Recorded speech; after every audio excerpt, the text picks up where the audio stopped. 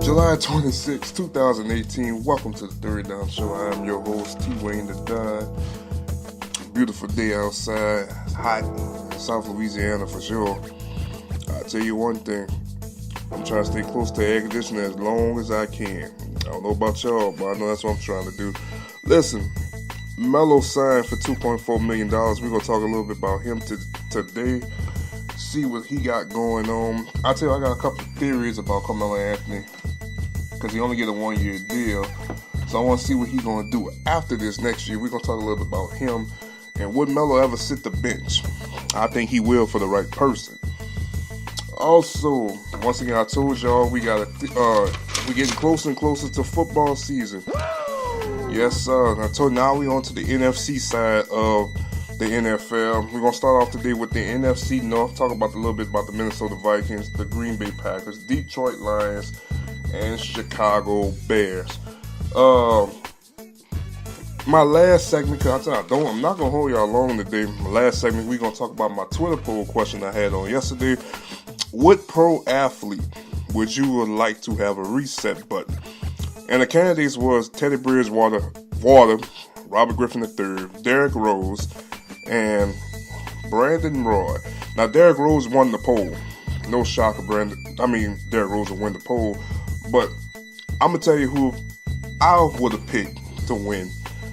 And we're going to get into that at the end of the show. So let's jump back to Carmelo Anthony and company.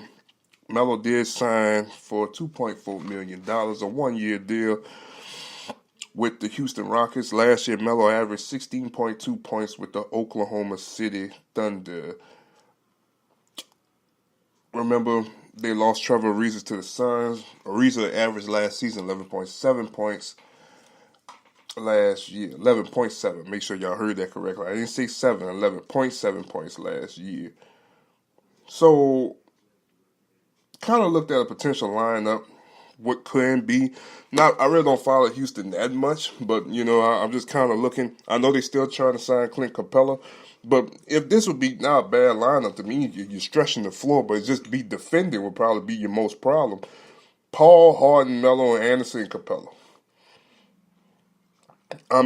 Do that fit some of the styles? Kind of to a degree, it kind of fit what the Warriors kind of have, because you keep that, it's almost like that 1 and that 4. You got one guy playing them like inside the interior, 4 guys that can all stretch the floor. Kind of similar to what the Warriors do, but at the same time, you don't have that enforcer like Draymond Green. You don't have that just non-killer instinct in Kevin Durant. You don't have the true shooting style in the backcourt like you have with Thompson and Curry. But on paper, if that really is true to a degree, that's not a bad lineup to compete with the Warriors. But here's the problem. You got a starting 5 that can compete, but at the same time, the thing that the Warriors have in the midst of all of this is they have a bench. And I think that's what's going to hurt a lot of teams now, because you got to think about it. This is the team to beat at the end of the day. No ifs and buts about it. You got 5 all-stars starting. You got an all-star on the bench. You got a backup point guard that can start anywhere else in the league, in Sean Livingston. Then you still got your other Quentin Cook, who played very, very great minutes at times in the playoffs for the Warriors, to come in and be a productive player, a rotational guy. That team is loaded. And you see, but to a degree, I'm going to say this, though, to a degree, if this don't work out for Carmelo Anthony, I'm telling you guys, you're going to hear it first on July 26, 2018. I think that he will sign up for the Laker experience next season. And when I mean sign up for it, I think he's coming off the bench for the Laker experience. They had a young man hit me up on Twitter. And he told me, he said, I don't see why Carmelo don't come off the bench with Eric Gordon. Now, remember, he didn't really appease to the idea too much when they talked about it in Oklahoma City. Now, I know Oklahoma City is a lot different than Houston. Now you're going to play with a true Hall of Famer in Chris Paul. Now, I'm not saying Russell Westbrook not going to get in the Hall of Fame one day, but I'm more of a game manager in Chris Paul.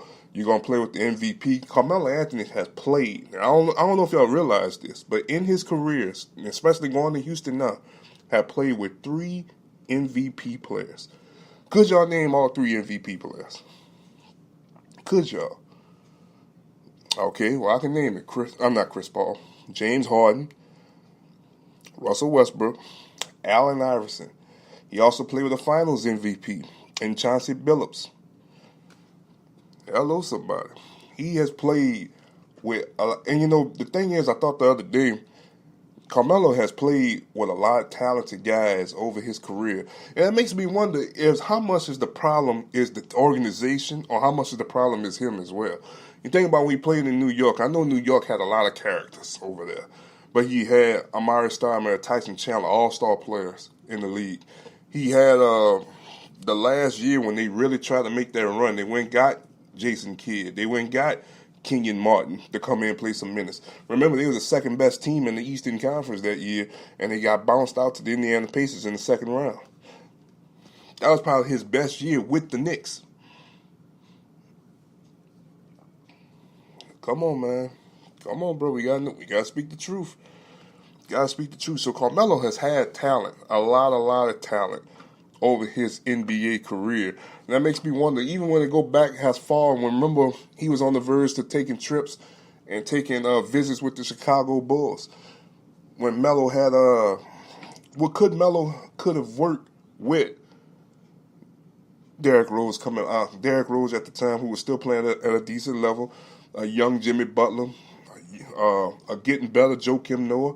Could that team ever could have beat the later years of the Miami Heat or the early years of the Cleveland Cavaliers? You never would have known. You never would have known. Because he could have helped Derrick Rose still have a productive career, take a lot of pressure off of Derrick Rose. Jimmy Butler was getting better. But if you could have had that Tier 1 superstar, because that's who he was at that time, that Tier 1 superstar in Chicago, could he have made a difference? I got off subject, and I apologize for that. But let's get back to what I mean about him going to the Lakers maybe next season. I'm telling you this. If it don't work out in Houston, if Houston don't offer him back next year, I'll tell you what's going to happen. I think that he will go sit on that bench. LeBron would talk to him, be like, bro, we can use you coming off the bench. Because you see, this year for the Lakers is as a tryout experience. I'm an NBA fan. I might not like what's going on in the league right now, but I still love the game of basketball. All this is this year, we got LeBron James, we got a chance to at least make the playoffs. There's an expectation. If I'm a Laker, see, they got a lot of Laker fans on Twitter that makes me upset because the fact of the matter is their expectations so high. The thing that this man been to 8 straight NBA finals, but there's the problem. He was in the Eastern Conference. You out there in the Wild Wild West. Well, you got the Warriors, you got the Jazz, you got the Trailblazers, you got the Pelicans, you got the Mavericks who gotten better this year. You got, Jesus Christ, the Clippers, who was really on the cuffs from making the playoffs last year. The Chicken Nuggets, a.k.a. the Denver Nuggets, they gotten better this year.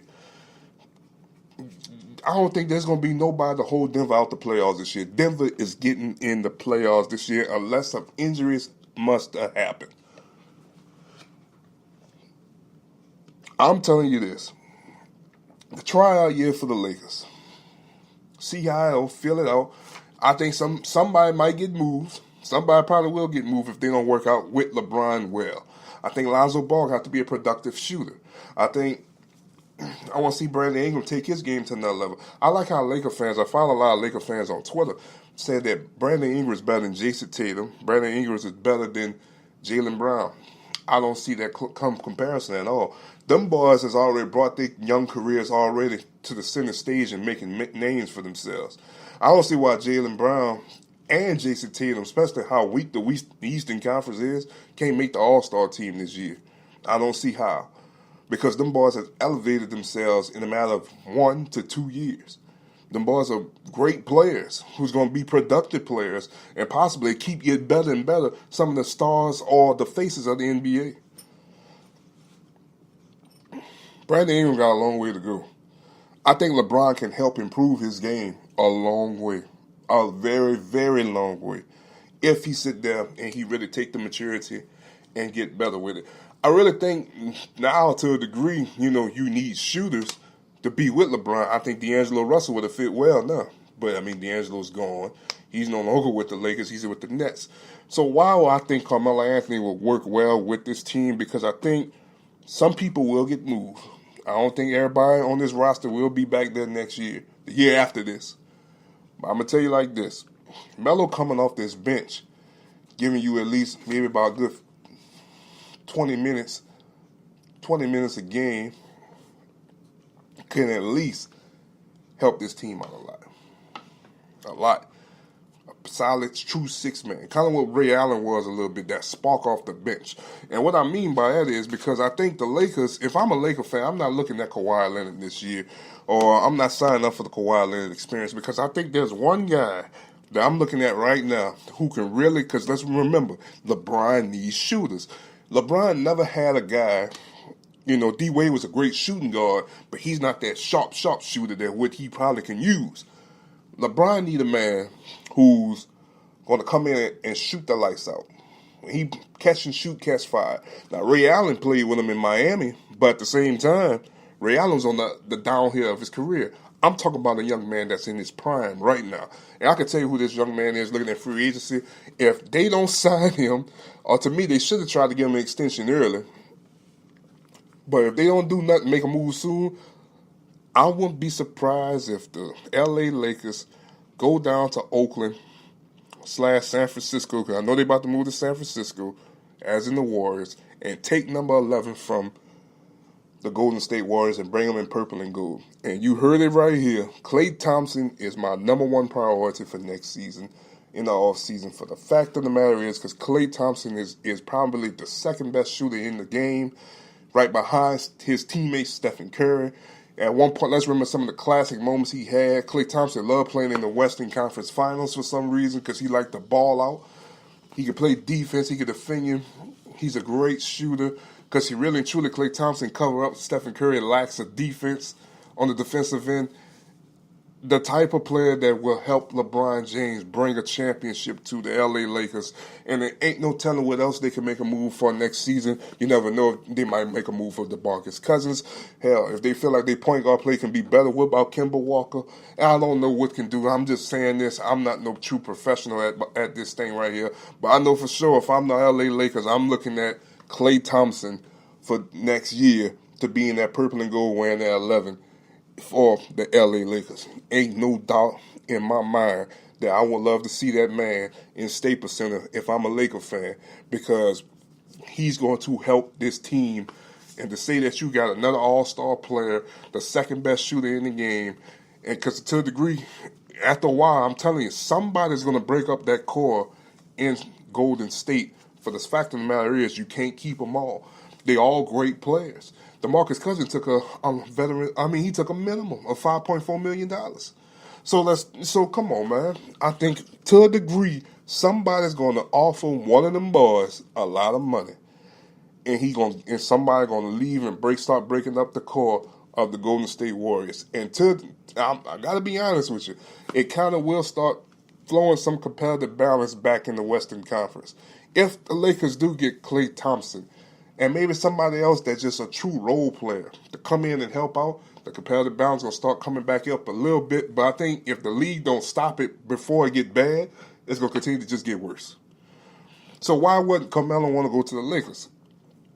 I mean, you think about that roster. If a lineup like that and him coming off the bench, I think Carmelo Anthony will go to the Lakers, come off the bench with his buddy, play a little ball over there. And I think for sure LeBron is telling him, Melo, we can win a championship here if we get the right pieces. I think Melo have to hold out for a little while next summer because he's going to be the first priority coming off the board. Wait and see what the Lakers going to do first, then they can offer Carmelo. Give him a 2-year contract and call it a day. Carmelo Anthony, good max contract days are behind him. That's not happening no more. That's it. Max contract days are over. You know? Just like Dwayne Wade, who got $25 million contract in China. I'll take that because you're not getting that in the league no more. That's a good deal. He's not getting that in the NBA. I mean, if he go to China, he's going to be the Michael Jordan of China. Probably going to win 2 championships in China. Be the league MVP in China 3 times. Hell, he might win 3 championships in China. Ain't no telling So like I said, guys.